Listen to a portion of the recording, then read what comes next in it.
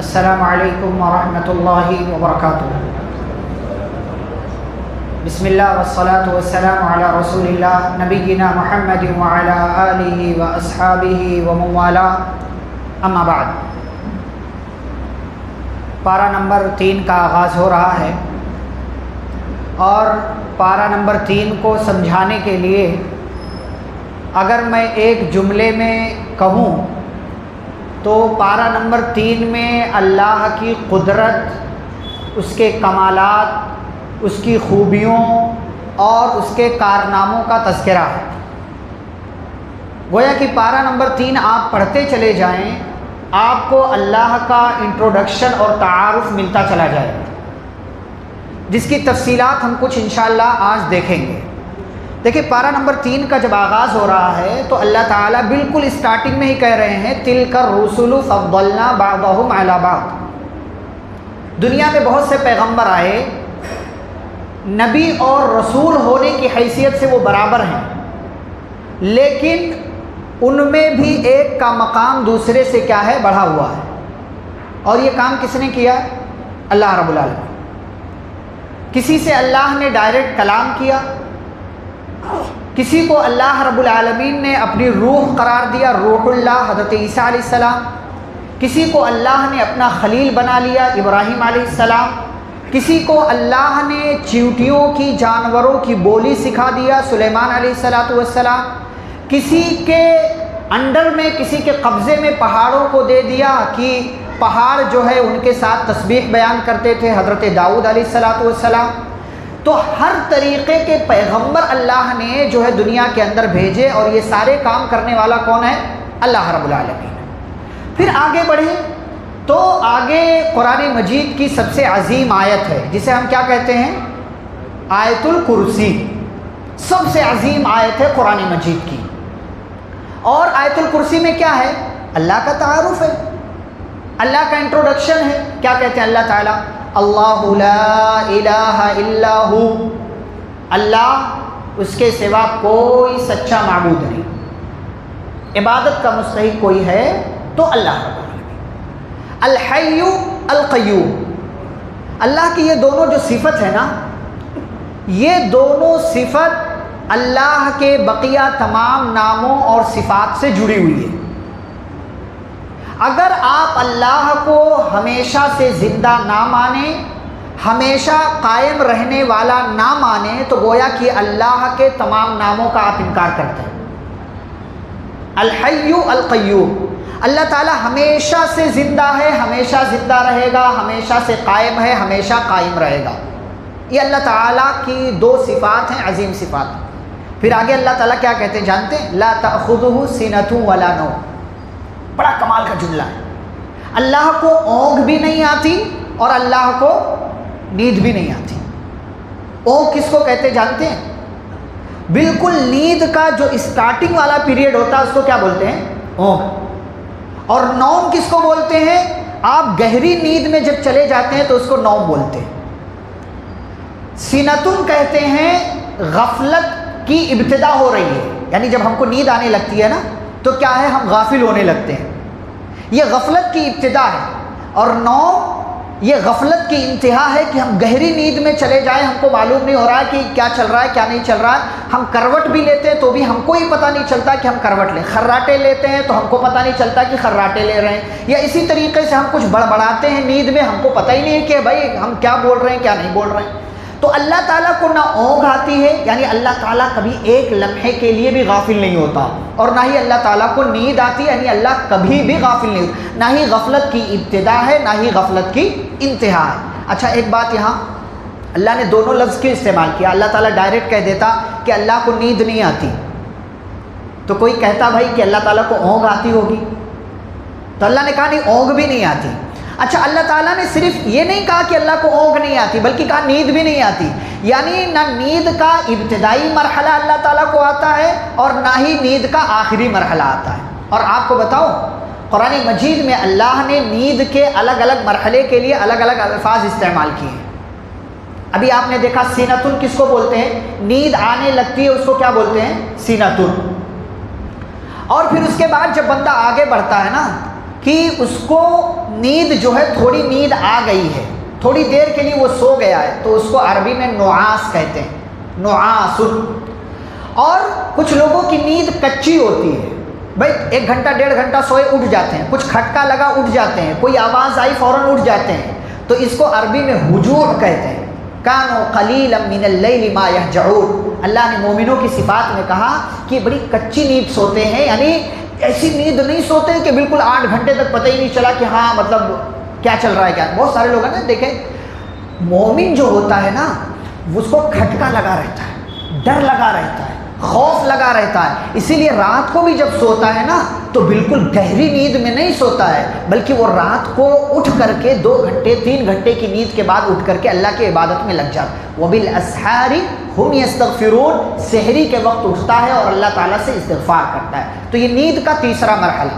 نیند کا ایک چوتھا مرحلہ ہے کہ انسان گہری نیند میں چلا جائے، انسان گہری نیند میں چلا جائے اور بالکل مکمل نیند میں ہو، اس کو نوم کہتے ہیں، جس کو اللہ نے آیت الکرسی میں استعمال کیا۔ ایک اور نیند ہوتی ہے جو ہم سوتے ہیں دن میں سونا، دن میں سوتے ہیں ہم نا، تو اس کو کیا کہتے ہیں؟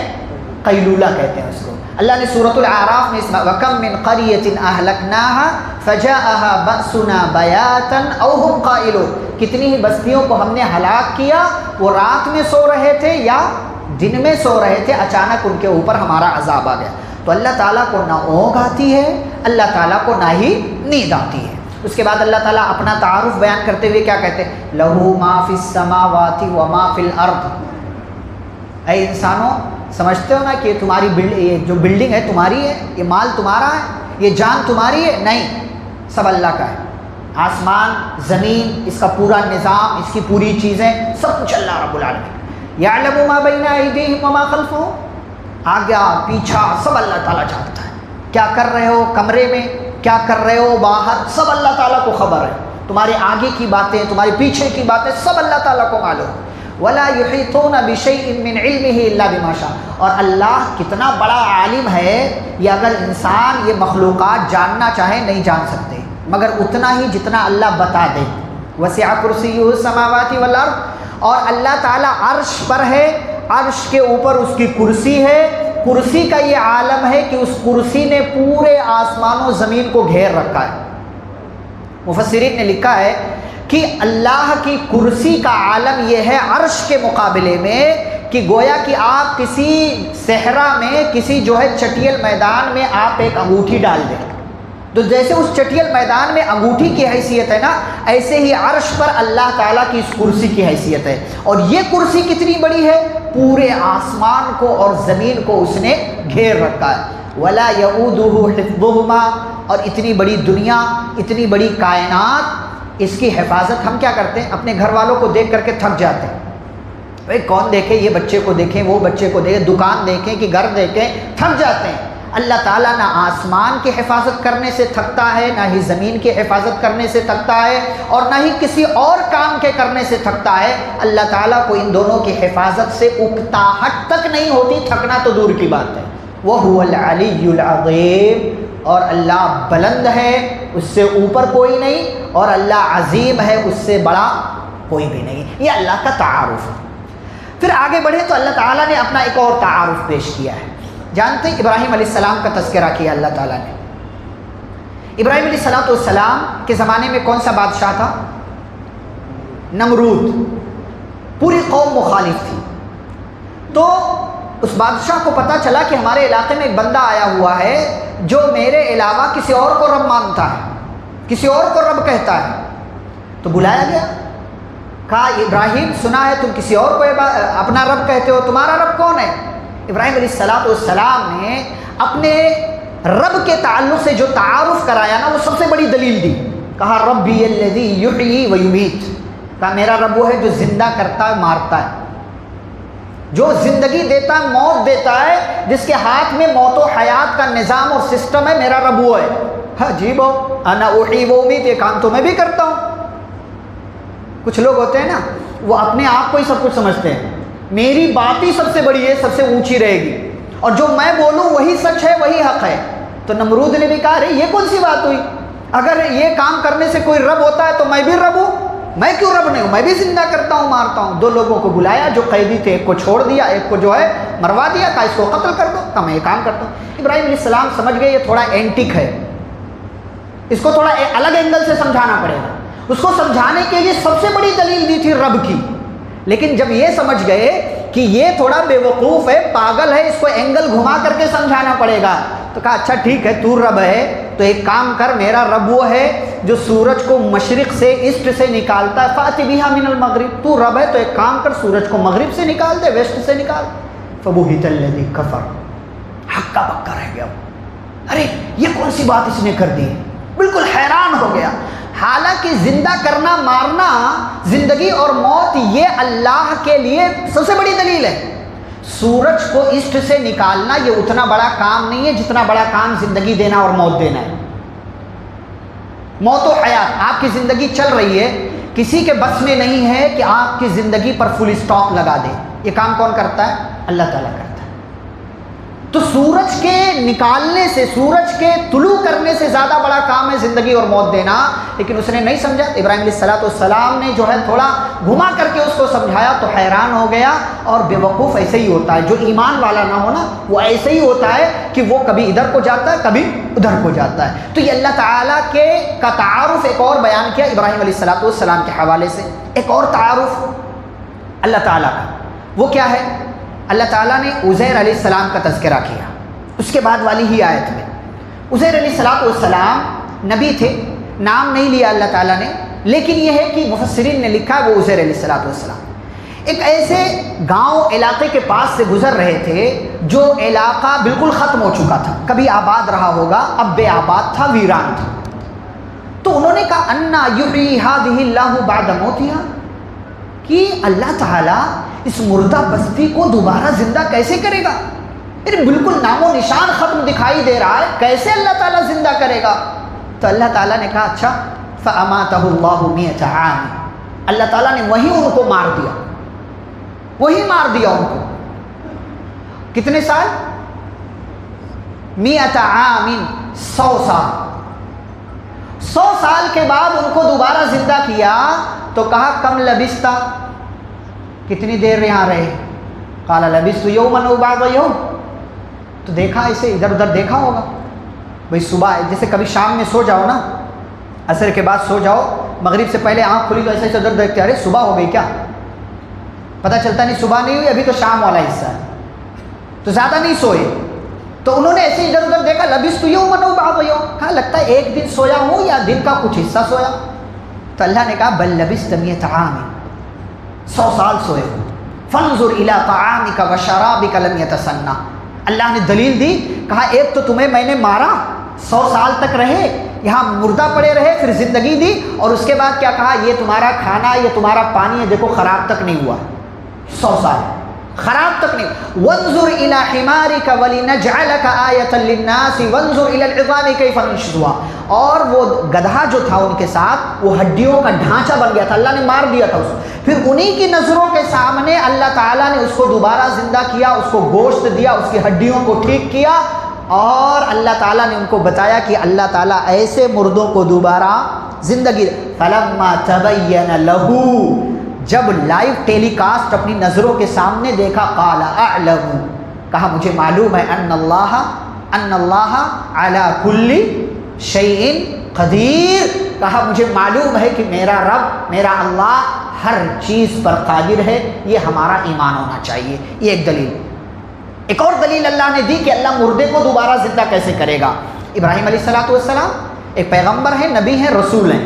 ایک مرتبہ ذہن میں بات آئی اور اللہ تعالیٰ سے گزارش کر بیٹھے، کہا ربی ارینی کیف تحیی الموتیٰ، کہا اللہ مجھے بتا دے، دکھا دے، بتا دے نہیں معلوم تو تھا ان کو، کہا اللہ مجھے دکھا دے، میری نگاہوں کے سامنے یہ منظر ہو، یہ سین ہو، کیا کیف تحیی الموتیٰ، تو کیسے مردوں کو زندہ کرے گا، یعنی میرا ایمان تو ہے۔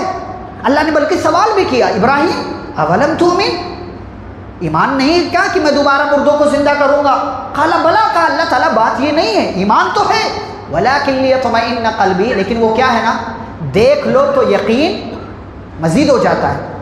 بھائی کوئی بات ہم نے جو ہے کسی کے ذریعے سنا اور اس کو پتہ ہے کہ وہ بندہ سچا ہے تو مان تو لیتے ہیں، لیکن دل میں کہیں نہ کہیں ہوتا ہے۔ ابراہیم علیہ السلام کو شک نہیں تھا کہ اللہ دوبارہ زندہ کیسے کرے گا، لیکن وہ دیکھنا چاہ رہے تھے دل کے اطمینان کے لیے۔ اور یہ سب سے آخری لیول ہے ایمان کا، سب سے آخری لیول ہے ایمان کا۔ اچھا ٹھیک ہے، جاؤ 4 پرندے پکڑو۔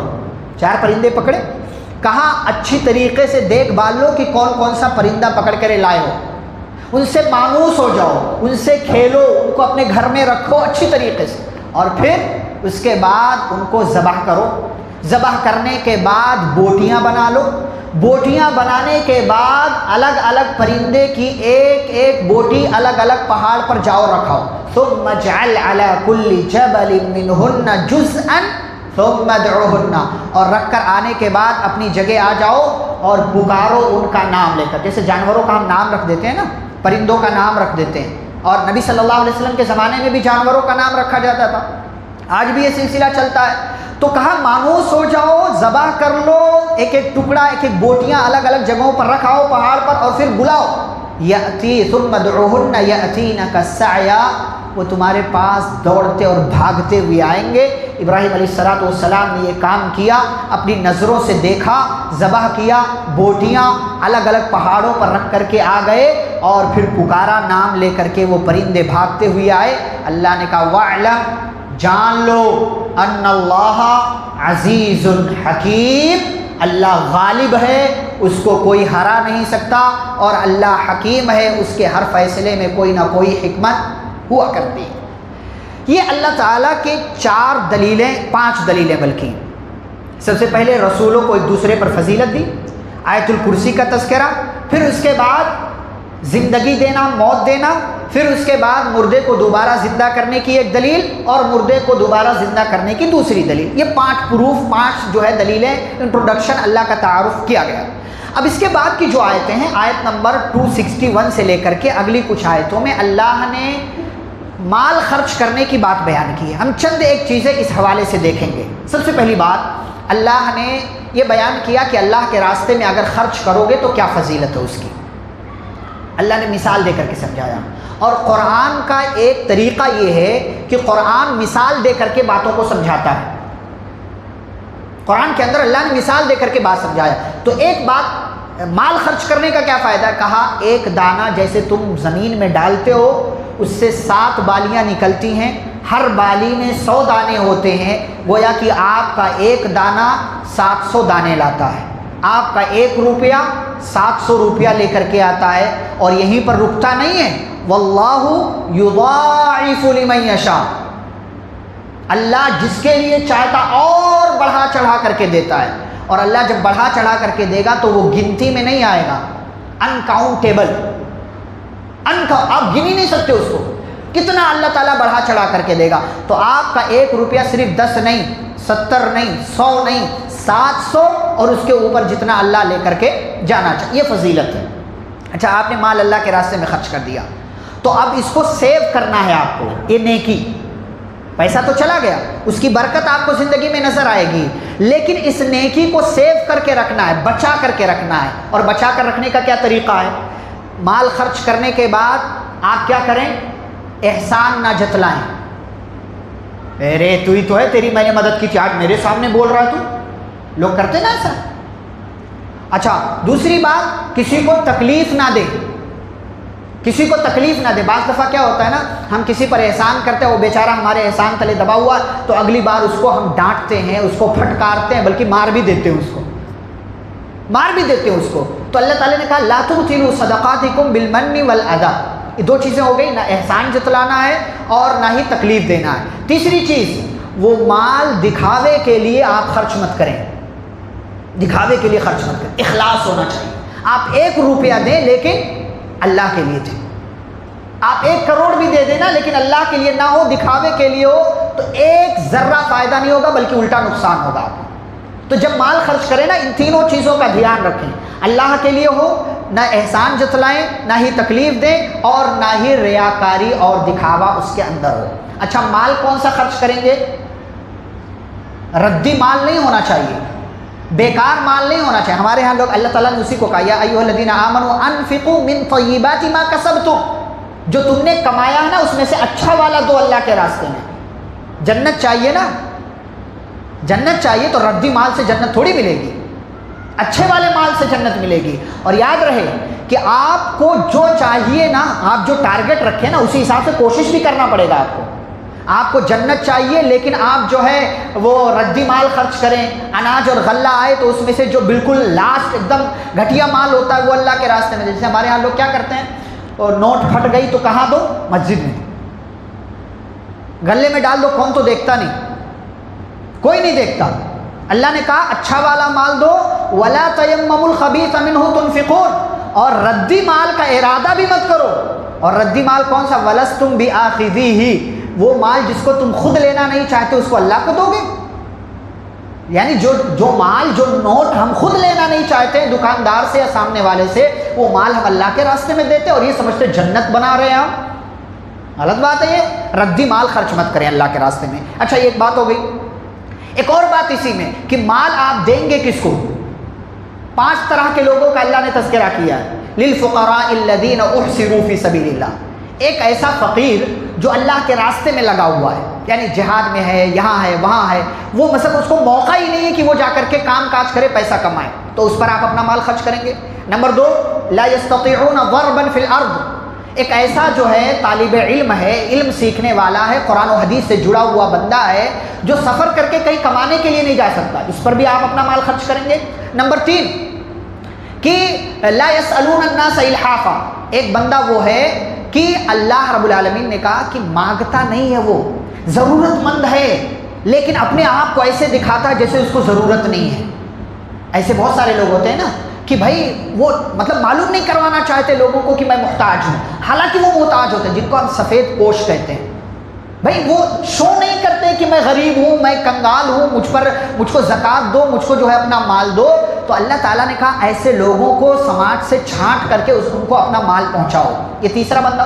چوتھا بندہ ہے کہ غریب بھی ہے اور چہرے سے سمجھ میں بھی آ جا رہا ہے آپ کو، تعریفون بسیماؤں، تعریفون بسیماؤں، آپ ان کو دیکھیں گے تو آپ کو سمجھ میں آ جائے گا کہ یہ بندہ غریب ہے، اس پر بھی خرچ کرو۔ اور 5واں بندہ وہ ہے لا یسألون الناس الحافا، لوگوں کے سامنے اپنا ہاتھ نہیں پھیلاتا، وہ جا کر کے لوگوں سے جا کر کے یہ نہیں کہتا سیٹھ صاحب آپ تو بڑے یہ ہیں، بڑے وہ ہیں، مجھے دے دیں، مجھ پر خرچہ کر دیں، یہ نہیں کرتا۔ تو ان 5 طرح کے لوگوں پر اپنا مال خرچ کریں۔ اچھا یہیں پر اللہ تعالیٰ نے یہ بھی کہا ہے کہ ایمان والو وما تنفقوا من خیر فلانفسکم، جو خرچ کرو گے کس کے لیے خرچ کرو گے؟ اپنے لیے، اپنے لیے کرو گے۔ اللہ نے یہ نہیں کہا کہ وہ جس کو دے رہے ہو اس کے لیے کر رہے ہو، بلکہ اپنے لیے کر رہے ہو۔ اچھا دوسری بات وما تنفقون الا ابتغاء وجه اللہ، جو خرچ کرو وہ اللہ کو خوش کرنے کے لیے خرچ کرو۔ تیسری بات وما تنفقوا من خیر یوفى الیکم، جو خرچ کرو گے نا ایسا نہیں ہے کہ اللہ تعالیٰ اس کو بھول جائے گا، بلکہ اس کا پورا بدلہ تم کو پلٹا کر کے اللہ رب العالمین دے گا۔ اور اللہ جب دے گا تو کتنا دے گا آپ کو معلوم بھی نہیں۔ یہاں پر ایک تنبیہ کے طور پر میں بات ذکر کروں، ہمارے یہاں بہت سارے لوگ خرچہ کرتے ہیں نا، جب کسی کو دیتے ہیں نا غریب کو، تو کیا کہتے ہیں کہ بھائی کچھ نہیں بس دعا کرنا میرے لیے، میرا کام بن جائے۔ کیا کہتے ہیں؟ یہ صدقہ کرنا نہیں ہوا، یہ سودا کرنا ہوا۔ سمجھ رہے؟ یہ صدقہ کرنا نہیں ہوا، یہ سودا کرنا ہوا۔ آپ نے اس کو پیسہ دے دیا، اب اس کی مرضی، وہ چاہے تو آپ کو دعا دے چاہے تو نہ دے، لیکن آپ اس سے کہیں گے نہیں، اگر کہیں گے تو آپ کا صدقہ والا ثواب ختم۔ آپ نے پھر سودا کر لیا اس سے کہ بھائی میں تجھے 5000 دے رہا ہوں، تو ایک کام کر مجھے دعا دے۔ اللہ نے اسی کو سورۃ الدہر میں کہا ہے کہ یہ ایمان والے نا جب خرچ کرتے ہیں کسی پر، یتیم پر، قیدی پر، مسکین پر، تو کیا کہتے ہیں؟ انما نطعمکم لوجہ اللہ، دیکھو ہم تمہیں اللہ کے لیے کھلا رہے ہیں، لا نرید منکم جزاء ولا شکورا، نہ ہی ہم تم سے بدلہ چاہتے ہیں اور نہ ہی ہم تم سے شکریہ چاہتے ہیں۔ بہت سارے لوگ ہیں نا کیا کریں، اگر کسی کی مدد کرتے ہیں نا اور وہ بدلے میں شکریہ بھی نہ بولے تو 2-4 جگہوں پر جا کر یار فلانے کے ساتھ تو میں نے ایسا کیا، اس نے شکریہ بھی نہیں بولا، اس نے تھینک یو بھی نہیں کہا، اس نے جزاک اللہ بھی نہیں کہا۔ یہ کون سی بات؟ آپ کو شکوہ کرنے کا حق نہیں ہے، آپ نے صدقہ کر دیا، بات ختم۔ صدقہ کر دیا آپ نے، بات ختم۔ نہ دعا کے لیے کہیں گے، نہ ہی کسی اور چیز کے لیے کہیں گے، نہ ہی شکریہ کی امید رکھیں گے، بلکہ اس کو الٹا آپ دعا دیں گے کہ بھائی میں مال تجھے دے رہا ہوں، اللہ تعالیٰ برکت دے تجھے، اللہ تجھے برکت دے کہ تو اس طریقے سے محتاج نہ رہ جا، بلکہ دینے والا تو بن جا، لینے والا تو نہ رہے. تو یہ دعا اس کو دینا ہے. وہ کچھ بھی آپ کو دعا نہ دے تو آپ کو کہنے کا حق نہیں ہے. اگر آپ نے دعا کا مطالبہ کر لیا تو گویا کہ آپ نے صدقہ نہیں کیا بلکہ سودا کیا. یہ مال خرچ کرنے کے تعلق سے بات ہو گئی. اب مال جو خرچ کریں گے وہ کون سا مال ہونا چاہیے؟ حلال مال ہونا چاہیے. اس میں سود والا مال نہیں ہونا چاہیے. اب سود کا اللہ نے تذکرہ کیا ہے, سود کا مال نہیں ہونا چاہیے. اور سود کے 4 نتیجے اللہ تعالیٰ نے بیان کیے ہیں. سود کے 4 نتیجے. جو بندہ سود کھاتا ہے قیامت کے دن وہ پاگل بنا کر کے اٹھایا جائے گا. جو بندہ سود کھاتا ہے وہ جہنمی ہے. جو بندہ سود کھاتا ہے ایسے بندے سے اللہ تعالیٰ محبت نہیں کرتا, ایسے کو پسند نہیں کرتا. جو بندہ سود کھاتا ہے گویا کہ وہ اللہ اور اس کے رسول صلی اللہ علیہ وسلم سے جنگ کرنے کا اعلان کر رہا ہے. تو اللہ نے کہا سود سے اپنے آپ کو بچاؤ. سود کسی بھی صورت میں تمہارے لیے فائدہ مند نہیں ہو سکتا. اور یاد رکھو پاؤں اتنا ہی پھیلاؤ جتنی چادر ہو. کرائے کے گھر میں رہ لو لیکن لون لے کر کے کوئی فلیٹ مت خریدو. اس لیے کہ لون لینے کا, سود لینے کا کبھی فائدہ ہو ہی نہیں سکتا. کبھی نہیں ہو سکتا آپ کو فائدہ. یہ آپ دماغ میں رکھیں, کبھی بھی فائدہ نہیں ہو سکتا. سود سے ہمیشہ بچیں. اللہ تعالیٰ نے کہا یمحق اللہ الربا, اللہ سود کو گھٹاتا ہے, سود کو ختم کرتا ہے اور صدقات کو بڑھاتا ہے اللہ تعالیٰ, تجارت کو بڑھاتا ہے اللہ تعالیٰ. اسی میں ہمارے یہاں پتہ نہیں آپ لوگوں کو کیا چلتا ہے کہ نہیں چلتا, ہیوی ڈپوزٹ پہ گھر لینے دینے کا معاملہ کرتے ہیں. حرام ہے, سود ہے, یہ حرام ہے, یہ سود ہے. کچھ لوگ ایسے ہیں جو کسی کو قرضہ دیتے ہیں تو بدلے میں زیادہ مانگتے ہیں. سود ہے یہ. بھائی آپ نے مجھے 10,000 قرضہ دیا, میں 10,000 ہی آپ کو واپس کروں گا. اگر آپ نے مجھ سے کہا کہ 10,000 لے لو 11 واپس کرنا, یہ سود ہے. میں اپنی طرف سے بغیر کسی ایگریمنٹ کے شوق سے آپ کو 500 1,000 زیادہ دے دوں تو یہ الگ بات ہے. یہ تحفہ کہلائے گا کہ آپ نے میری مدد کی تھی تو میں آپ کو خوشی سے دے رہا ہوں. لیکن اگر آپ نے امید رکھی یا آپ نے ایگریمنٹ کر لیا کہ مجھے 10.5 واپس کرو گے, 11 واپس کرو گے, تو یہ سود ہو جائے گا اور یہ آپ کے اس 10,000 کو بھی حرام کر دے گا. تو سود سے بچنا ہے. لیکن اب اللہ تعالیٰ نے جب سود حرام کیا تو اب ظاہر سی بات ہے کہ سود جب حرام ہو گیا تو قرضہ لینے دینے کا سسٹم تو رکھنا پڑے گا نا. تو قرضہ لینا دینا اپنے آپ اپنے سماج میں, معاشرے میں کرو. اللہ نے قرض لینا دینا جائز قرار دیا, لیکن قرض لینا یہ کوئی اچھی بات نہیں ہے. اس لیے کہ قرض لینے کا معاملہ اتنا خطرناک ہے کہ ایک بندہ اگر شہید بھی ہو اور بنا قرضہ ادا کیے وہ مر جائے تو تب تک اس کی مغفرت نہیں ہوتی جب تک قرضہ ادا نہ ہو جائے. یغفر للشہید کل ذنب الا الدین, فرمایا شہید کے ہر گناہ کو معاف کر دیا جاتا ہے, اس کی بخشش کر دی جاتی ہے سوائے قرض کے. قرض کا معاملہ جب تک ادا نہیں ہوگا معاملہ لٹکا رہے گا. تو بھائی سود حرام ہے, مجھے مال کی ضرورت ہے تو اب میں بینک سے لون نہیں لے سکتا ہوں کیونکہ میرے لیے حرام ہے. کیا کروں گا؟ میں کسی کے پاس جاؤں گا جس کو اللہ نے مالدار بنایا ہے, اس سے قرضہ لوں گا. اب قرضہ جب آپ لیں گے یا میں لوں گا تو اللہ نے کہا کچھ اصول یاد رکھو. جب قرض لو یا دو تو لکھ لیا کرو. ہمارے یہاں لوگ لکھتے نہیں, اسی لیے معاملات خراب ہوتے ہیں. اسی لیے دو دوستوں میں کیا ہے, کھٹاس پیدا ہو جاتی ہے. اسی لیے دو رشتہ دار جو ہے وہ جدا ہو جاتے ہیں. اور ہمارے یہاں ایک جو ہے مقولہ مشہور ہے کہ میں آپ کو قرضہ دوں گا تو کل سے آپ نظر آنا بند ہو جائیں گے, کل سے آپ نظر آنا بند ہو جائیں گے, اسی لیے قرضہ ورضہ میں نہیں دوں گا. اور یہ سلسلہ چل رہا. دیکھیں مارکیٹ دیکھیں کیسے کیسے اچھے اچھے لوگ, مالدار لوگ بھی دوسروں سے قرضہ لے کر کے رکھا ہے, 5 سال 10 سال ہو گئے, ادا کرنے کے لیے تیاری نہیں ہے. قرض لینا کوئی اچھی بات نہیں ہے. اس سے کیا ہوتا ہے, اگر آپ قرض لیں اور دینے کی نیت ہو تب تو اللہ تعالیٰ آسان کرتا ہے معاملہ. لیکن اگر دینے کی نیت سے آپ نے قرضہ نہیں لیا ہے تو پھر کیا ہے, اللہ تعالیٰ آپ کے لیے قرض کی ادائیگی کو مشکل بنا دیتا ہے. تو سب سے پہلی بات, قرضہ لو یا دو تو لکھ لیا کرو.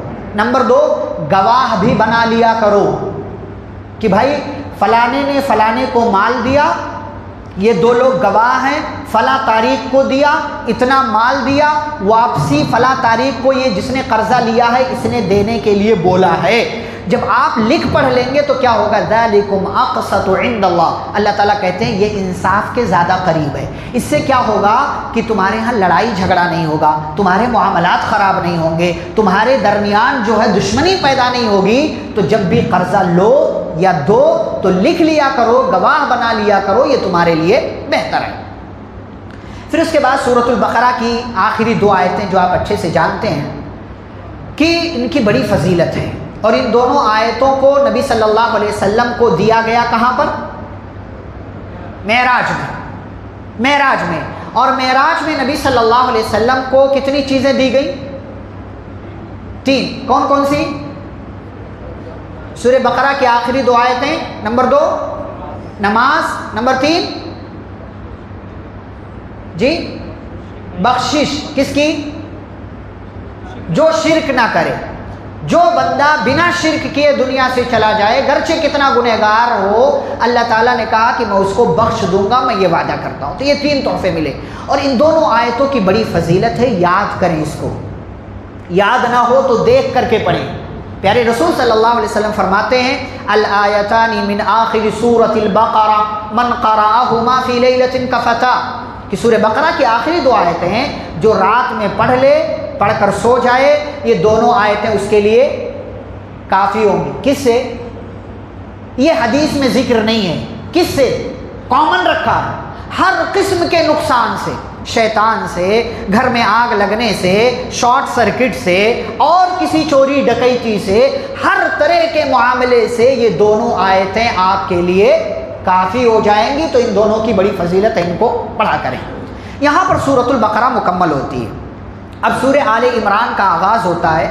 آل عمران اس سورہ کا نام ہے، سورہ نمبر 3، کیونکہ اس میں عمران کے خاندان کا تذکرہ ہے۔ عمران کون ہے آگے چل کر کے ہم دیکھیں گے انشاءاللہ۔ تو آغاز ہوتا ہے اس سورہ کا الف لام میم سے، اس کے بعد اللہ لا الہ الا هو الحی القیوم۔ پھر اللہ تعالیٰ نے کہا نزل علیک الکتاب۔ آپ کو بتاؤں، تورات، زبور، انجیل یہ بھی اللہ نے نازل کیا ہے، قرآن بھی اللہ نے نازل کیا، دونوں میں فرق کیا ہے؟ کوئی بتا سکتا ہے دونوں میں فرق؟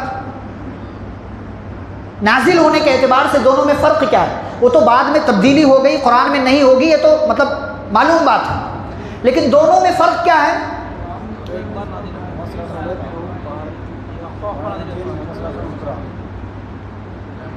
نہیں، آپ اپنے اپنے حساب سے باتیں ٹھیک ہیں، لیکن بنیادی فرق، ساری کتابیں لے کر کے جبریل امین علیہ الصلوۃ والسلام آئے، وحی کے ذریعہ آئے، اللہ تعالیٰ نے بھیجا، لیکن ایک بنیادی فرق کہ تورات، زبور، انجیل یہ کتابیں یک بارگی اتری،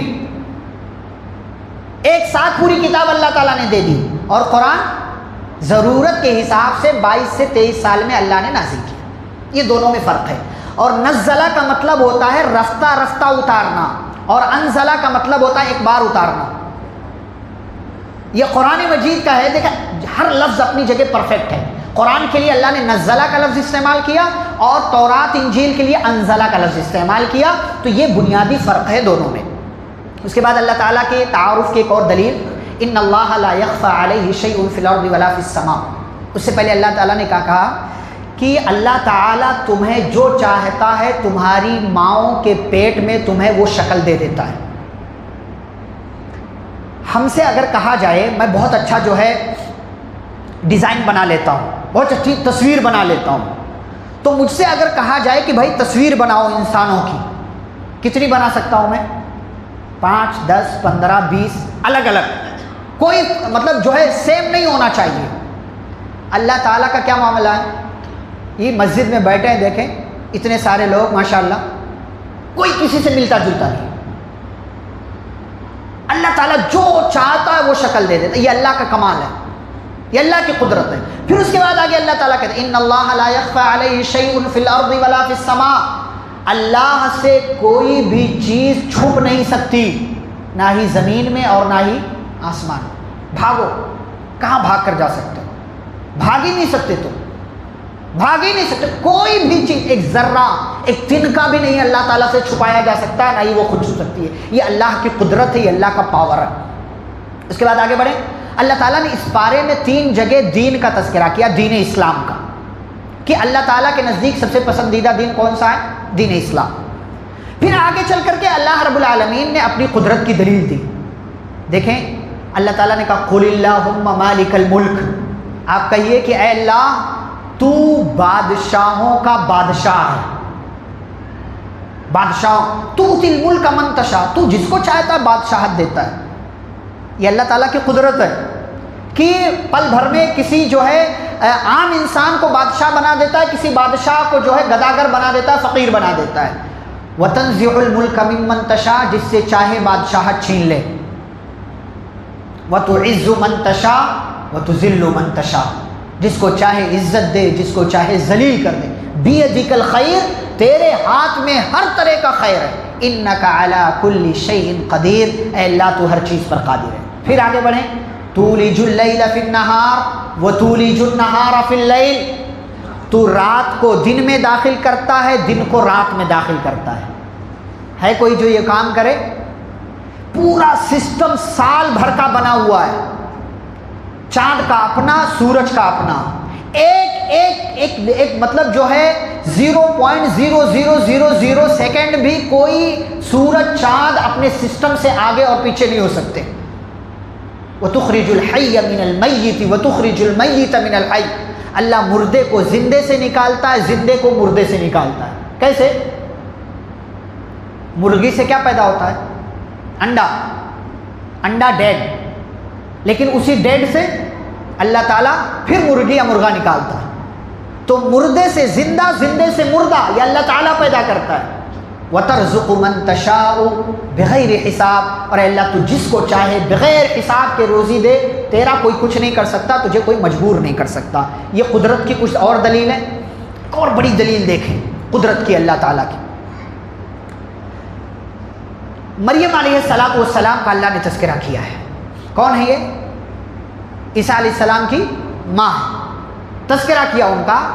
یہ اپنی ماں کے پیٹ میں تھیں، تو ان کی ماں نے نظر مان لیا، منت مان لیا کہ اللہ میرے پیٹ میں جو بچہ ہے، وہ بچہ سمجھ رہی تھی، میں اس کو تیرے راستے میں وقف کر دوں گی پیدا ہونے کے بعد، لہٰذا میرا یہ عمل قبول کر لے۔ لیکن جب پیدائش ہوئی، حمل کی مدت ختم ہوئی، تو انہوں نے بیٹی پیدا کیا، تو اللہ تعالیٰ سے کہنے لگی اے اللہ تعالیٰ یہ تو میرے ہاں لڑکی پیدا ہوئی ہے۔ اللہ کو معلوم نہیں تھا کہ کیا پیدا ہونے والا ہے، کیا پیدا ہونے والی ہے۔ پھر وہ اللہ تعالیٰ سے کہتی ہے اللہ تعالیٰ میری منت، میری نظر، میں نے لڑکے کے حساب سے نظر اور منت مانی تھی، لیکن یہ تو بیٹی پیدا ہوئی۔ لیکن اے اللہ تعالیٰ اب میں کیا کرتی ہوں، میں نے اس کا نام کیا رکھا ہے؟ مریم۔ پتہ کیا چلا؟ جس دن بچے کی پیدائش ہو اس دن بھی آپ نام رکھ سکتے ہیں۔ آج بچہ پیدا ہوا، آج ہی نام رکھ سکتے ہیں آپ، اور یہ نام عورت بھی رکھ سکتی ہے، گرچہ باپ کا حق زیادہ ہے، لیکن اگر اس کو یہ لگے کہ میرا شوہر نہیں بولے گا تو ایک عورت بھی اپنے بچے کا نام رکھ سکتی ہے۔ تو ماں نے نام رکھا۔ اچھا اس کے بعد کیا کہتے ہیں؟ وَإِنِّي أُعِيدُهَا بِكَ وَذُرِّيَّتَهَا مِنَ الشَّيْطَانِ الرَّجِيمِ، میں اس بچی کو اے اللہ تعالیٰ شیطان مردود کے مقابلے میں تیری پناہ میں دیتی ہوں۔ اے اللہ اس بچی کو اپنی پناہ میں لے لے اور تو اس کی دیکھ بھال کرنا۔ اللہ کہتے فَتَقَبَّلَهَا رَبُّهَا بِقَبُولٍ حَسَنٍ، اس ماں کی دعا کو اللہ نے قبول کیا اور مریم کو اپنی کفالت میں اللہ تعالیٰ نے لے لیا۔ وَكَفَّلَهَا زَكَرِيَّا، اور کس کے حوالے کر دیا؟ زکریا علیہ السلام کے۔ کون تھے مریم کے؟ خالو، مریم کے خالو تھے حضرت زکریا علیہ السلام۔ اچھا دعوے دار بہت تھے مریم کی کفالت کے لیے کہ بھائی میں اس کی کفالت کروں گا، اس کی خدمت کروں گا، اس کی دیکھ ریکھ کروں گا، اس کو پالوں گا پوسوں گا، بہت سے دعوے دار تھے خاندان میں۔ لیکن زکریا کے حصے میں کیسے آئے؟ قرآن اندازی ہوئی۔ قرآن اندازی کیسے ہوئی؟ کہا کہ چلو دریا میں سب لوگ اپنا اپنا قلم ڈالو، اپنا پین ڈالو، جس کا قلم اوپر رہ گیا وہی مریم کی کفالت کرے گا۔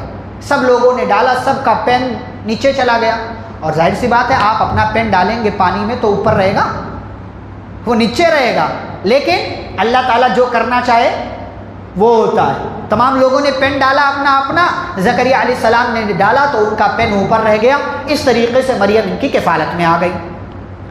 اب جب مریم ان کی کفالت میں آئیں تو زکریا علیہ السلام نے اپنے گھر میں ان کے لیے ایک اسپیشل جگہ رکھ دی۔ یہیں رہو گی، جو کرنا ہے یہیں کرو، ہم تمہاری تربیت کریں گے۔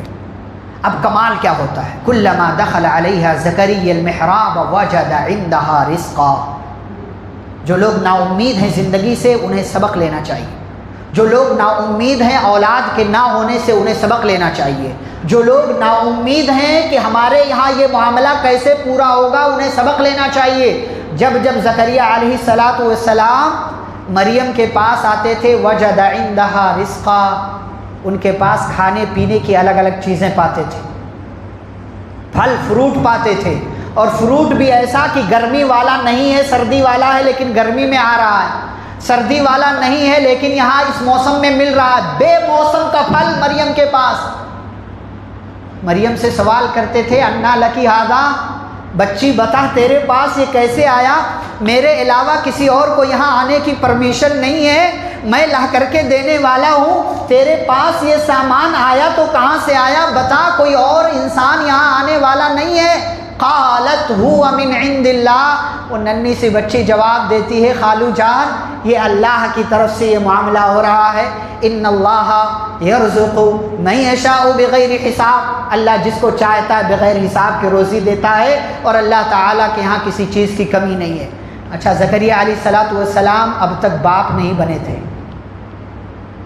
نبی تھے، اللہ کے پیغمبر تھے، ایمان تھا کہ اولاد دینے والی ذات اللہ تعالیٰ کی ہے، لیکن اور دعائیں بھی مانگ رہے تھے، لیکن اب تک اولاد کی نعمت نہیں ملی تھی۔ جب دیکھا کہ مریم کو اپنی نظروں سے دیکھا کہ مریم کے پاس اللہ تعالیٰ وہ پھل بھیج رہا ہے، وہ فروٹ، وہ کھانے پینے کی چیزیں بھیج رہا ہے جو بے موسم کے ہیں، جو میں نے لا کر کے نہیں دیا، ان کا ایمان مزید پختہ ہوا۔ ہنالک دعا زکریا ربہ، وہیں کھڑے کھڑے یہ منظر دیکھنے کے بعد رب کو پکارتے ہیں، رب ھب لی من لدنک ذریۃ طیبہ، کہ اللہ دینے والا تو ہے، تو اپنی طرف سے مجھے ایک نیک اولاد دے دے، انک سمیع الدعاء، تو دعاؤں کا سننے والا ہے، تو ہی دعائیں سنتا ہے، تیرے علاوہ کوئی اولاد نہیں دیتا، تیرے علاوہ کوئی اور یہ کام کرنے والا نہیں ہے، مزاروں پر درگاہوں پر چیزیں نہیں ملا کرتی، دینے والی ذات اللہ تعالیٰ کی۔ فنادتہ الملائکۃ، آپ کا ایمان جب ہوتا ہے، یقین کے ساتھ جب آپ دعا مانگتے ہیں تو اللہ فوراً رسپانس بھی کرتا ہے، جواب بھی دیتا ہے۔ اللہ نے فرشتوں کو بھیجا، زکریا علیہ السلام اسی محراب میں کھڑے ہو کر کے نماز ادا کر رہے ہیں، فرشتے خوشخبری دیتے ہیں، ان اللہ یبشرک بیحییٰ، زکریا خوش ہو جاؤ، اللہ تمہیں بچے کی پیدائش کی خوشخبری سنا، اور بچہ بھی کیسا، جس کا نام عرش والے نے رکھا ہے، جس کا نام یحییٰ ہوگا۔ دعا مانگتے تھے، اب تک دعا مانگتے تھے، ربی انی وہن العظم منی، اللہ ہڈیاں کمزور ہو گئی، واشتعل الراس شیبا، سر کے بال سفید ہو چکے ہیں، بیوی بظاہر بانجھ نظر آ رہی ہے، حالات میرے خلاف ہیں کہ میرے یہاں اب اولاد نہیں پیدا ہونے والی، لیکن کہتے ہیں کہ اے زکریا جب تمہیں ہماری طرف سے یہ نعمت مل جائے تو تم کیا کرنا، صبح شام اپنے رب کا ذکر کرنا۔ ہمارے یہاں کیا مسئلہ ہے، جب تک نعمت نہ ملے اللہ اللہ کرتے ہیں، جیسے ہی نعمت مل جائے بھاگ لیتے ہیں، چھوڑ دیتے ہیں، اللہ تعالیٰ کو بھول جاتے ہیں۔ نہیں، جب آپ اللہ تعالیٰ سے دعا کر رہے تھے، جب آپ کو چیز نہیں ملی تھی تب تو دعا کرنا ہی ہے، لیکن جیسے ہی وہ چیز مل گئی اللہ کے شکر کے طور پر اس کا کیا کرنا ہے، ذکر کرنا ہے، صبح شام اس کو یاد کرنا ہے۔ تو یہ اللہ تعالیٰ کی قدرت کی ایک اور دلیل۔ اس کے بعد ایک اور دلیل اللہ تعالیٰ نے دی ہے، مریم علیہ السلام کے یہاں بھی بچے کی پیدائش ہوتی ہے، لیکن یہ تذکرہ ہم یہاں نہیں کریں گے، یہ تذکرہ سورہ مریم میں انشاءاللہ ہم کریں گے۔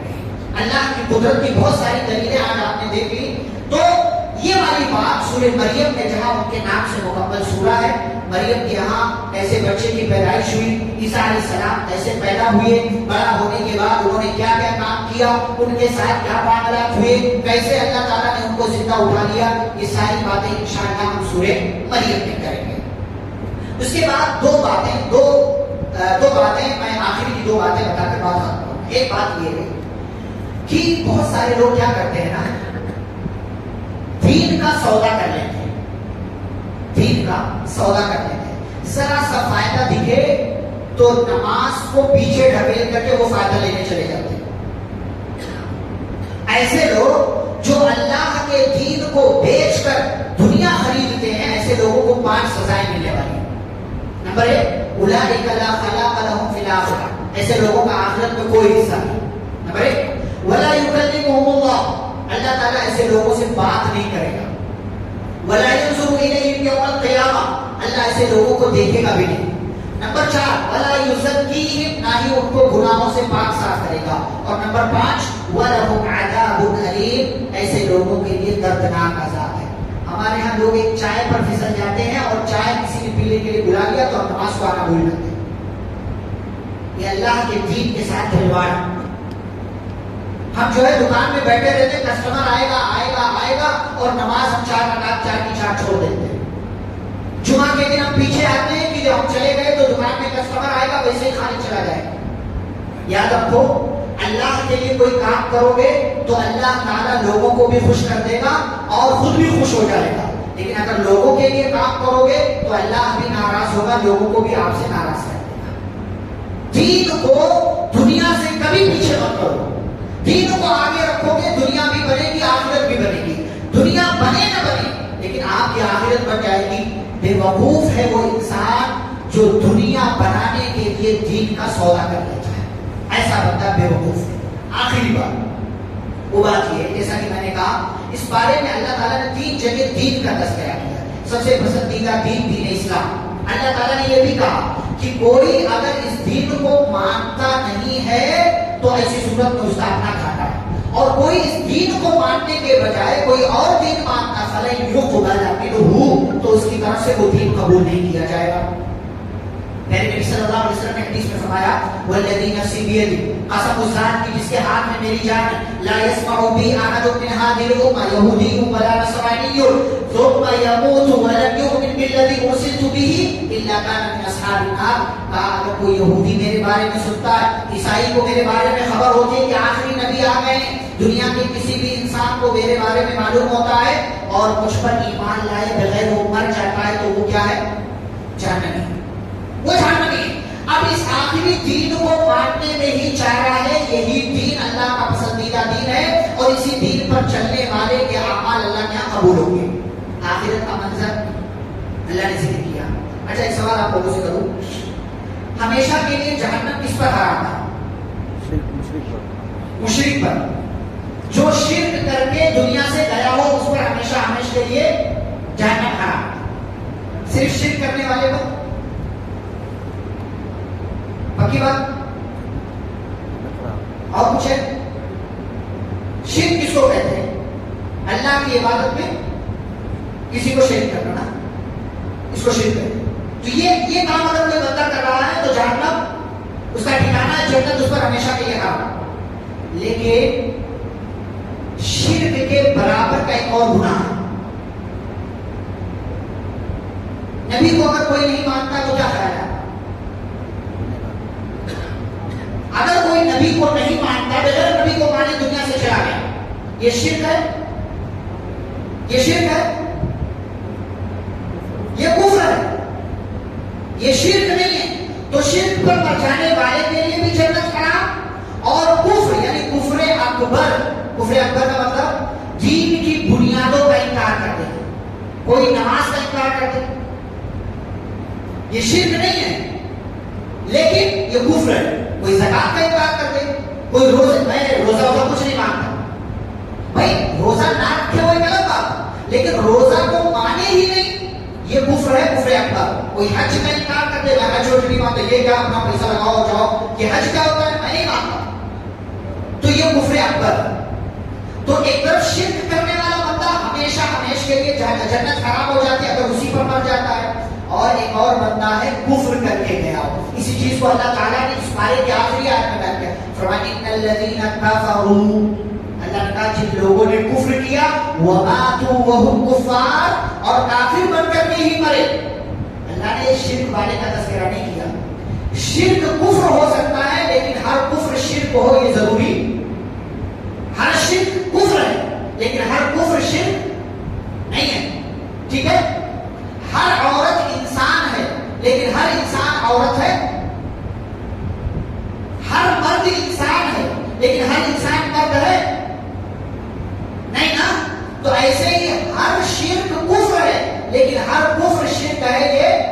ضروری نہیں. اللہ نے یہی کہا جو لوگ کفر کرتے گئے, کفر میں کفر اکبر آ گیا اور شرک بھی آ گیا. کفر اکبر یا تو اللہ کا انکار کر دے, اللہ کی عبادت میں کسی اور کو شریک کر دے, نبی کا انکار کر دے, اسلام کے ارکان کا انکار کر دے, یہ کفر اکبر.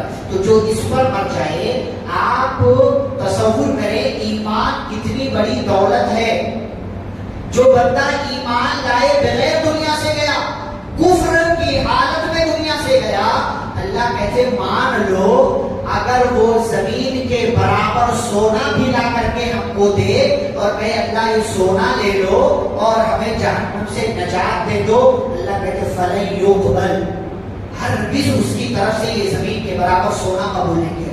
نیور, کبھی کبھی نہیں. پتہ کیا چلا, آپ کے ایمان کی اتنی بڑی قیمت ہے کہ زمین کے برابر سونا بھی اس کا مقابلہ نہیں کر سکتا.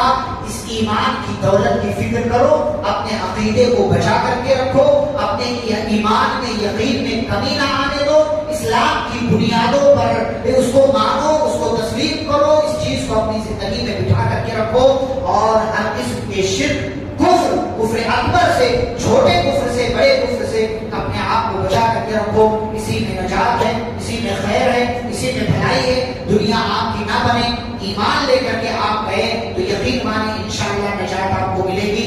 لیکن اگر آپ کے پاس سب کچھ ہے, ایمان نہیں ہے, آپ کا کتنا ہی بڑا نام کیوں نہ ہو, لیکن آخرت میں زمین کے برابر سونا بھی دے دیں تب بھی آپ کو نجات نہیں ملے گی. اللہ تعالیٰ سے دعا ہے اللہ کا اپنے ایمان اور عقیدے کی حفاظت کرنے کی توفیق عطا فرمائے. اللہ دنیا میں جب تک زندہ رکھے, اسلام اور ایمان کو زندہ رکھے. خاتمہ ہو تو خاتمہ بخیر ہو. وصلی اللہ تعالی علی نبینا محمد وعلی آلہ وصحبہ اجمعین برحمتک یا ارحم الراحمین. ربنا تقبل منا انك انت السميع العليم. سبحانك اللهم وبحمدك اشهد ان لا اله الا انت استغفرك واتوب اليك. والسلام عليكم ورحمه الله وبركاته.